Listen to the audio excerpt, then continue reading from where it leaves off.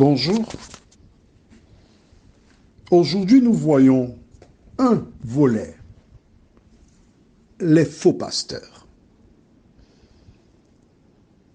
Jésus, dans le livre de Matthieu 24, indique qu'il y aura de faux Christ et de faux prophètes. Dans la vidéo, il s'agit d'un homme qui se dit pasteur, sa femme et son fils, qui marchent en plein jour nus dans un village d'Afrique. Que dit-il? Lorsque Dieu cria à Adam et Ève, ils étaient nus. Voilà donc pourquoi ils marchent nus. Nous lirons des versets de la Bible qui sont éloquents et qui t'aideront à ouvrir tes yeux et laisser ton intelligence en activité afin de ne pas te faire tromper par des usurpateurs. Juste avant, prions. Notre Seigneur et notre Dieu, la Bible que tu as donnée, ta parole, est utilisée diversement par des individus qui s'autoproclament pasteurs, bergers, serviteurs de l'Éternel, etc., etc. Et de nombreuses personnes piégées qui ne lisent pas la Bible suivent comme des moutons de panurge.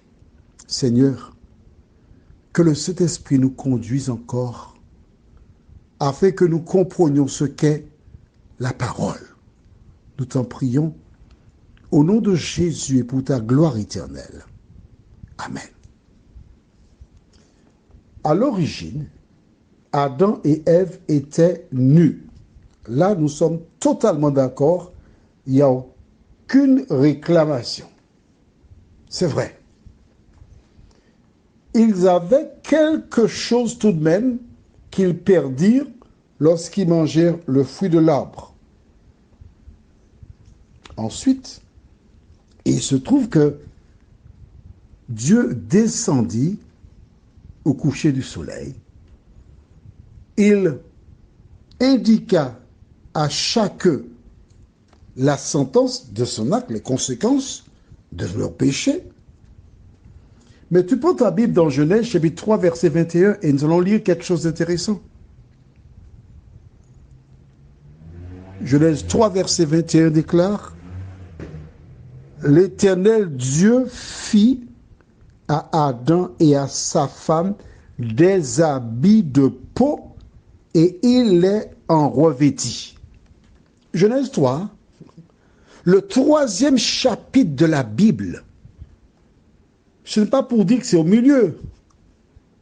Si cet homme qui se dit pasteur avait ouvert la Bible et était arrivé à Genèse 3, il ne se serait jamais permis de marcher nu, d'entraîner son épouse et son fils à marcher nu en plein jour. Quelle est la réaction des personnes? Les personnes regardent.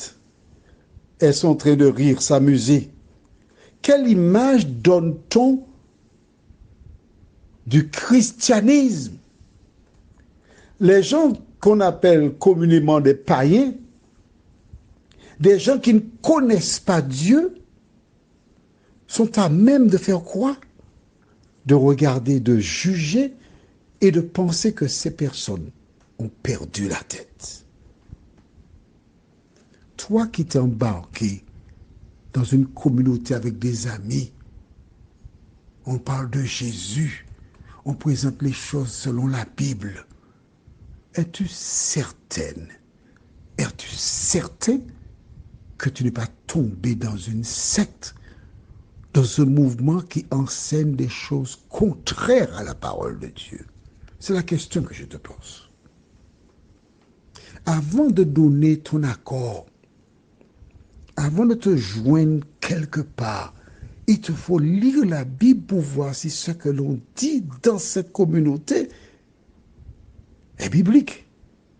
Alors j'aime utiliser cet exemple. Quand brusquement un individu ouvre une église dans sa ville et il dit Dieu m'a révélé, voici la vérité. Tu as un cerveau. Voudrais-tu m'expliquer comment un individu qui débute en qualité d'électron libre, c'est-à-dire lui tout seul, il n'y a aucune connexion avec aucune communauté religieuse, et il n'exerce que dans un petit village ou dans une commune d'un département français, tu y vas pour quoi faire? Mais réfléchis un instant. L'évangile doit être prêché dans le monde entier.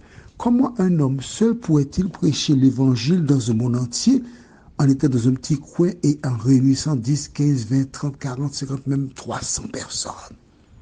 Ceci n'est pas rationnel. Ne va pas là où des gens parlent, où tu vois des miracles, où on te parle de miracles. Ça s'appelle attrape-nico. La première erreur que fit cet homme, c'était déjà de marcher nu. La deuxième, le même Dieu déclare au livre de Lévitique chapitre 18. Lévitique 18, et nous regardons le verset 7. Tu ne découvriras point la nudité de ton père, ni la nudité de ta mère. C'est ta mère, tu ne découvriras point sa nudité. La Bible est formelle. Comment un homme qui se dit pasteur peut se dévêtir pour que son fils le voie nu alors que la Bible déclare qu'on ne doit pas voir la nudité de son papa? Le même verset déclare on ne doit pas voir la nudité de sa maman. Là, on donne à cet enfant l'occasion de voir la nudité de sa mère ainsi que la nudité de son père. Cet homme, cette femme, sont-ils en harmonie avec ce qu'enseigne la parole de Dieu? Réponds-moi. Quand tu vas quelque part et des personnes font une chose contraire à la parole de Dieu, tu dois être suffisamment forte ou fort pour te lever et laisser les lieux, parce que celui qui commence par une erreur, il te conduira toujours en dehors de la vérité parce qu'il n'est pas conduit par le Saint-Esprit. Plus tard, nous lisons dans le livre de 1 Timothée chapitre 2 verset 9. Que dit Paul? Je veux aussi que les femmes vêtues, ça veut dire habillées, d'une manière décente, pas moulante, non, mais décente.